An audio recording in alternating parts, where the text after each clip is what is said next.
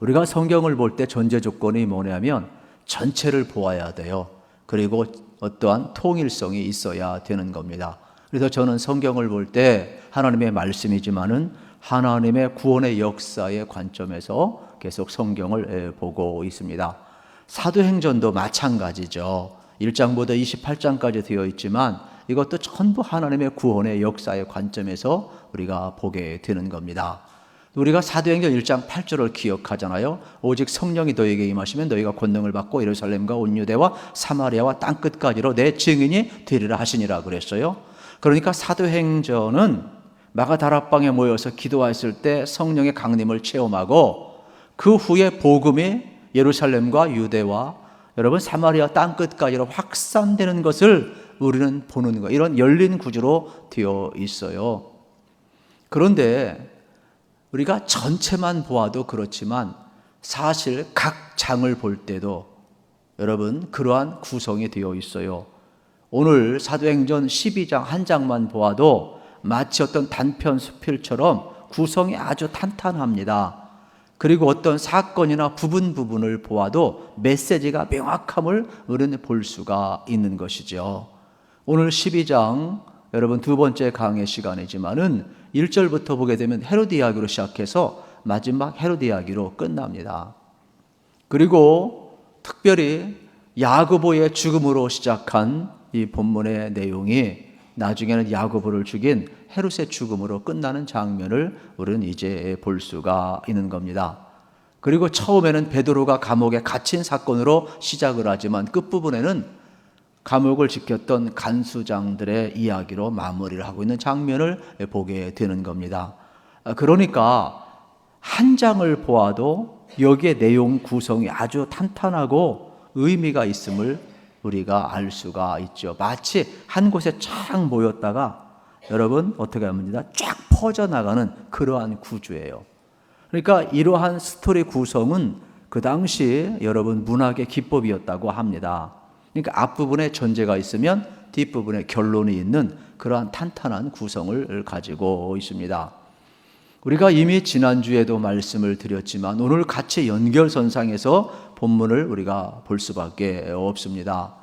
그러면 이미 헤롯이 여러분 모든 공권력을 가지고 자기 권력을 유지하기 위해 유대인들이 좋아하는 그리스도인들을 핍박을 합니다.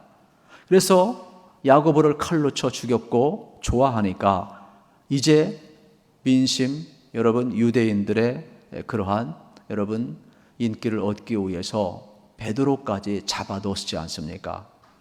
그런데 이 사건 속에 반전이 일어나죠. 하나님이 개입하시면서 기적적으로 베드로가 감옥에서 탈출하는 장면을 우리는 보아왔습니다. 이렇게 하나님이 개입을 하시면 여러분 놀라운 반전의 역사가 성경에서는 계속 일어나고 있음을 우리에게 보여주고 있는 것입니다. 오늘 본문이 이러한 연장선에서 우리가 볼 수가 있는 겁니다. 그런데 감옥에 갇혀 있을 때에 초대교회 성도들은 얼마나 기도를 많이 했는지 몰라요. 그 기도의 응답의 결과가 지금 나와 있지요. 사실 우리가 기도할 때 아무것도 안 이루어질 것 같아요. 그런데 여러분 우리는 한 가지 믿어야 됩니다. 하나님은요 반드시 기도한 것은 여러분 어떻게 돼요? 받은 줄로 믿으라 그랬어요. 그러면 오늘 우리의 삶의 현장에 지금 기도했어도 당장 안 이루어져도 우리는 하나님의 역사를 기대하며 살아야 그게 믿음인 것이지요. 지금 오늘 본문 속에 보게 되면은 하나님이 간섭하실 때 벌어지는 놀라운 일들을 우리에게 보여주는데 한 세 가지로 제가 정리를 해보았습니다. 하나는 은혜의 반전이 이루어지고 있음을 봅니다. 우리가 13절부터 16절에 보면 베드로가 감옥에서 나오잖아요. 하나님의 간섭하심을 통해서 기적적으로 나오거든요. 그리고 그가 마가 요한의 집에 옵니다. 그리고 와서 막 두드립니다. 그런데 무슨 일이 벌어지냐면 그 안에서 기도하고 있던 사람들 열심히 기도하는데 로데라는 여자아이가 두드리는 소리를 들어요. 그리고 문 밖으로 나가서 살짝 커튼을 열고 보니까 베드로가 서 있는 게 얼마나 놀랬겠어요. 빨리 문 열어주는데 너무 놀래가지고 안에 기도하는 어른들 앞에 가서 이야기해요. 밖에 사도가 와 있습니다. 우리가 그토록 석방을 기도했던 베드로 사도가 지금 문 밖에 와 있습니다. 그랬더니 안에서 기도하는 어른들이 뭐라고 그래요? 야, 너 미쳤냐? 무슨 놈의 베드로가 와? 감옥에 있는데. 자기 힘으로 안 되는 거 알잖아요. 그런데 여러분, 지금 누가 미친 겁니까?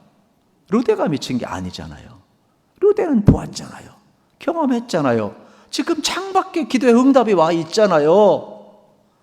그런데 여러분, 이게 확실히 본 사람, 은혜를 체험한 로데는 성경은 뭐라고 표현을 하느냐 하면, 로데가 다시금 어른들에게 힘있게 말하니라 이렇게 이야기해요. 어느 때 힘있게 말할 수 있느냐? 보았을 때, 체험했을 때. 여러분, 하나님의 은혜의 사건이 우리에게 오면 여러분, 우리는 세상이 미쳤다 할지라도 확신 있게 이야기를 하는 거예요. 우리가 밖에 나가서 예수 믿으면 구원받습니다. 예수님이 부활하셨습니다. 뭐 죽은 자가 다시금 살아나? 그럼 세상이 뭐라고 그래? 너 미쳤냐? 그럽니다. 그러나 그때에도 우리는 확실 있게 예수 믿으면 구원받습니다. 예수님이 부활하십니다. 외칠 수 있는 거예요. 저는 여러분, 들은 자와 듣지 못한 자, 본 자와 보지 못한 자의 여러분, 이 긴장감을 우리가 볼 수가 있는 겁니다. 저도 그렇고 여러분도 그렇고 하나님의 간섭하시는 은혜를 많이 경험하셔서 여러분, 힘있게 복음을 여러분 말하며 살 수 있기를 우리 주님의 이름으로 축복합니다. 또 하나의 반전은 사명의 반전이 되겠습니다. 여러분, 우리가 깊이 있게 생각할 것은 뭐냐면 17절 이하입니다. 베드로가 그들에게 손짓하여 조용하게 하고 주께서 자기를 이끌어 옥에서 나오게 하던 일을 말하고, 또 야고보와 형제들에게 이 말을 전하라 하고 떠나 다른 곳으로 가니라 그랬어요. 여러분, 베드로가 와서 계속 문을 두드리니까 열어주었어요. 깜짝 놀랐어요. 그때 안에 있던 사람들이 이야기를, 어떻게 나오셨습니까? 뭐 어디 아픈 데는 없으십니까? 그런데 베드로가 어떻게 이야기합니까? 조용히 하세요. 그러면서 던지는 말이 뭐냐? 주께서 나를 어떻게 이끌어내고 여기까지 나오게 하신 일에 대해서만 이야기하고, 다른 사도 야고보와 요한에게 내가 나왔다라고 이야기를 하라는 겁니다. 그리고 그는 다른 곳으로 가고 있어요. 여러분, 예전에 베드로 같았다면 그 자리에 머물렀을 거예요. 그리고 내가 감옥에 갇혔는데 밤중에 천사가 나타나고 환한 빛이 비치고 나를 깨우는 음성이 나서 내가 일어나 보니까 비몽사몽간에 하나님이 나를 이끌어가는데 자동적으로 시사들이 풀리고 옥문이 열리고 첫째 문, 둘째 문, 나중에 이렇게 사거리까지, 또 정신을 차리고 보니까 내가 밖에 나와 있더라. 그러면서 하나님이 하신 일에 대해서 그는 간증하며 끊임없이 머물고 싶었을 거예요. 그런데 성경은 뭐라고 이야기합니까? 예전에 베드로가 아니에요. 이제 그는 하나님이 하신 일을 딱 전달을 하고 다른 곳으로 가니라 그랬어요. 베드로의 여러분 자세가 바뀐 겁니다. 그래서 이 초대교회 다른 문서들에 보면 이때 베드로가 이제 유대를 떠나서 사마리아로 가고 심지어는 로마까지 갔다라는 그러한 내용이 있습니다. 어쨌든 간에 우리가 생각해야 될 것은 뭐냐? 베드로 사도가 오늘 보면 있는 그대로 이곳에 머물지 않고 다른 곳에 가서 복음을 전하고 있다는 사실이 되겠습니다.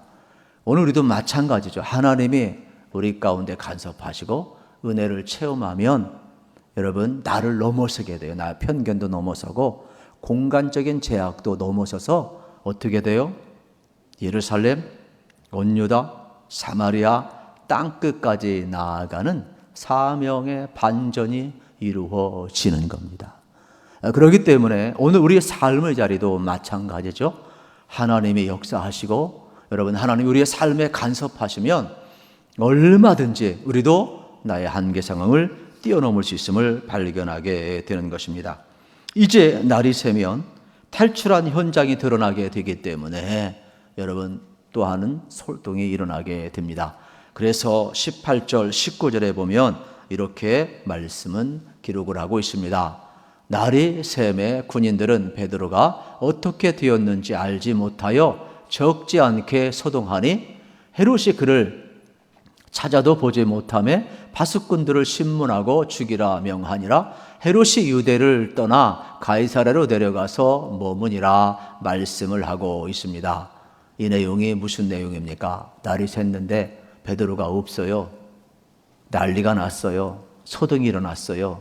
왜요? 찾는 거예요. 이 소동은 어떤 소동이에요? 마치 여러분 헤롯 대왕, 헤롯이라는 이름이 많이 나오지만은 좀 달라요. 예수님 때는 헤롯 이 초대 왕, 헤롯 대왕이라고 해요. 지금 여기는 이제 손자예요. 손자. 이제 아그리파 1세가 되겠습니다만은 어쨌든 간에 여러분 소동이 벌어져요. 그래서 공권력을 막 이용해 가지고 막 샅샅이 뒤지는데 찾을 수가 없어요. 결국 헤롯은 어떻게 됩니까? 자기 옆에 충성했던 군인들, 또 베드로를 지켰던 16명의 군인들 책임을 물어서 죽이라고 명령을 내리게 되는 장면을 보게 되는 것입니다. 하나님은 죽음 앞에서 베드로를 초자연적인 현상을 통해 구원해내고 심지어 지금 이 속에서 여러분 헤롯은 하나님의 역사를 모르고 베드로를 놓친 간수들 책임을 물어 처형시키고 있다는 사실입니다. 물론 로마법에 의해서 여러분 파수꾼은 죄수를 지키지 못했기 때문에 책임을 물어서 처형을 당하게 되어 있습니다. 그런데 성경은 뭐라고 이야기하느냐? 이 사건을 가리켜서 헤롯은 애꿎게 자기 명성에 금이 갔다 생각하고 분노를 이기지 못해서 이 자기 무능함을 여러분 바로 파수꾼들에게 돌리고 있음을 보게 되는 것입니다. 세상은요, 여러분 모든 것을 다 가지고 헤롯이 권력을 다 가지고 다 알 것 같지만 하나님의 사람이 감옥에서 나온 것도 모르고 하나님의 사람이 흩어지면 찾지 못해요. 그런데 우리는 마치 막 세상의 권력이 다 갖고 있으니까 찾으면 다 찾을 줄 아는데 그렇지 않다니까요. 오히려 헤롯은 찾고 싶었지만 찾지 못했어요. 이 시대는 여러분 헤롯과 같은 스타가 필요한 시대가 아니에요. 오히려 무명의 용사들, 여러분 요즘 이 밖에 나가 보면 가끔 차를 타고 가다 보면 들꽃이 얼마나 그렇게 많은지 몰라요. 이야, 진짜 아름답더라. 이름은 제가 모르겠어요. 요즘은 뭐 어플이 있어가지고 이렇게 딱 그냥 갖다 대면 나온다고, 학명이 나온다고 합니다만은 이름 없는 들꽃들이 얼마나 많죠. 하늘에도요, 태양, 이렇게 달, 이렇게 막 탁 뛰어나는 그러한 존재만 있는 것이 아니라 수많은 무별들이 있듯이 이 땅에는 정말로 하나님의 사람, 흩어진 이 들꽃과 같은 수많은 무별과 같은 사람들이 필요한 시대에 여러분 우리가 살아가고 있는 것입니다. 그래서 우리의 삶의 자리 속에서도 여러분 이렇게 흩어져 찾지 못하는 존재이지만은 여러분 하나님의 역사를 계속 이어가는 이런 무별과 같은 들꽃과 같은 그러한 존재로 우리가 살아갔으면 좋겠어요. 그리고 또 하나님이 간섭을 하시면 여러분 세 번째로 역사의 반전이 일어남을 발견하게 되는 것입니다. 그 당시 헤롯이 지배하고 있잖아요. 그러면 모두 다 헤롯 중심으로 역사가 돌아가는 것 같아요. 로마 황제 중심으로 역사가 돌아가는 것 같아요. 그런데 오늘 본문에 보면 그렇지 않습니다. 여러분 역사는 하나님에 의해서 돌아가고 있음을 우리에게 분명히 지금 보여주고 있는 것입니다. 그래서 베드로가 그곳을 떠나갔지만 헤롯은 찾지를 못하고 있어요. 20절 말씀에 보면 헤롯이 두로와 시돈 사람들을 대단히 노여워하니 그들의 지방이 왕국에서 나는 양식을 먹는 까닭에 한 마음으로 그에게 나와 왕의 침소 맡은 신하 블라스들을 설득하여 화목하기를 청한지라 그랬습니다. 여러분 헤롯이 기분이 많이 나빴는데 눈에 이 두루와 시돈 사람이 또 눈에 또 거슬렸어요. 그런데 이제 문제가 뭐냐면 이 두루와 시돈은 이스라엘 북쪽에 위치했어요. 산악지대에 위치했기 때문에 돈은 많은데 이 먹을 양식이 없어요. 그래서 이 팔레스틴 땅에서 이제 곡물을 사다 곡식을 먹게 되는데 식량이 무기가 된 거죠. 헤롯이 이 무역을 차단시키면 자기들은 고립되게 되는 거예요. 이러한 상황 속에서 여러분 지금 헤롯은 그러지 않아도 국민들 앞에 백성들 앞에 자기 체면이 완전히 깎였어요. 베드로를 죽여가지고 그 피로 말미암아 자기가 권력을 유지하고 싶었는데 베드로를 가둬놓은 건 다 아는데 탈출했는데 찾지를 못하잖아요. 이미 체면이 구겨졌어요. 그리고 이제 가이사라로 내려갔는데 거기에서 또 이제 눈에 거슬린 사람들이 많이 보이게 되는 것입니다. 이때 여러분 이 두루와 시돈 사람들은 눈치를 채고서 헤롯이 마음이 닫아지면은 자기 이제 무역을 할 수 없으니까 먹고 살기 어렵잖아요. 그래서 헤롯의 마음을 얻기 위해서 많은 노력을 하고 아첨을 많이 하기를 시작을 합니다. 그 내용이 이제 21절부터 23절에 나오는데 이렇게 기록되어 있습니다. 헤롯이 나를 택하여 왕복을 입고 단상에 앉아 백성에게 연설하니 백성들이 크게 부르되 이것은 신의 소리요 사람의 소리가 아니라 하거늘 헤롯이 영광을 하나님께로 돌리지 아니하므로 주의 사자가 고치니 벌레에게 먹혀 죽으니라 그랬습니다. 이제 가이사랴로 내려갔어요. 그런데 이 가이사랴는 황제를 위해서 건설한 도시예요. 그리고 5년마다 물론 해마다 합니다만 이때는 5년마다는 대축제가 있었대요. 로마 황제를 위한 축제의 날인데 거기에 이 가이사랴에 가서 많은 사람이 몰려있을 때 이 분봉왕 헤롯이 연설을 했다고 합니다. 그러면 이 연설을 할 때 성경은 뭐라고 이야기를 하느냐? 왕복을 입었는데 은색 실로 만든 왕복을 입었어요. 그러다 보니까 태양빛에 의해서 그러지 않아도 찬란한데 태양빛에 비치다 보니까 얼마나 여러분 황홀했는지 몰라요. 또 이 역사가 요세푸스에 의한 그 기록에 보게 되면은 그분은 이제 두 가지 책을 기록을 했잖아요. 유대인이면서도 또 로마의 역사가이고 법률가이고 또 어떻게 보면은 문학가이기도 하죠. 대단한 사람이잖아요. 그런데 이 유대 전쟁사와 유대 고대사를 여러분 이제 썼습니다. 그리고 대부분 여기에 이 역사가 대부분 다 기록되어서 많은 학자들이 이것을 근거로 삼고 있을 정도로 대단한 그러한 업적이 되겠습니다. 여기 유대 고대사에 보게 되면은 특별히 오늘 본문에 대한 배경, 이 챕터 19장에 보면은 이 내용이 그대로 다 기록되어 있습니다. 시간상 제가 소개하지 않습니다만은 그냥 성경 중심으로 소개를 하면 이때 이 연설을 하는데 얼마나 연설을 잘하는지 사람들이 한마디로 다 뿅 갑니다. 그리고 그의 논리력, 그의 문장력, 그의 웅변력은 탁월합니다. 그러다 보니까 아첨해야 될 사람들이 뭐라고 이야기하느냐 하면 분봉왕 헤롯을 향하여서 헤롯 아그리파 1세가 되겠지요. 당신의 소리는 인간의 소리가 아니라 신의 소리입니다. 당신은 사람이 아니라 당신은 신입니다. 하나님이다 이야기를 합니다. 그러면 그냥 나는 신이 아니고 나는 그저 왕에 불과하다고 이야기를 해야 되는데 자기가 막지 아니하고 그 영광을 누려요. 여러분 인간은요 이렇게 신이 되고자 하는 열망이 있는 거예요. 교만함이 있는 거예요. 영적인 질병이 우리 속에 다 있는 거예요. 근데 성경은 뭐라고 이야기합니까? 하나님께 영광을 돌리지 아니하고 교만했을 때 자기가 마치 역사를 이끌어간 줄 알았을 때 여러분 어떻게 해요? 충을 통하여 헤롯을 치니 헤롯이 죽은지라 그랬어요. 그래서 요세푸스 역사가에 여러분 유대 고대사에 보게 되면은 뭐라고 기록되었느냐? 연설을 하는데 갑자기 막 백성들이 당신은 신입니다. 사람과 같지 않습니다. 막 추앙을 하고 아첨을 떨 때에 막 열정 크라이박스에 올라가는 순간 갑자기 복통이 와요. 복통이 와가지고 배를 움켜잡아요. 그리고 그 자리에서 쓰러지는데 결국 거기에서 끌려나갑니다. 그리고 5일간 복통을 앓다가 결국은 헤롯이 죽었다라고 역사에 기록이 되어 있습니다. 하나님은요 작은 충 하나를 가지고도요 이 교만한 헤롯을 데려가셨습니다.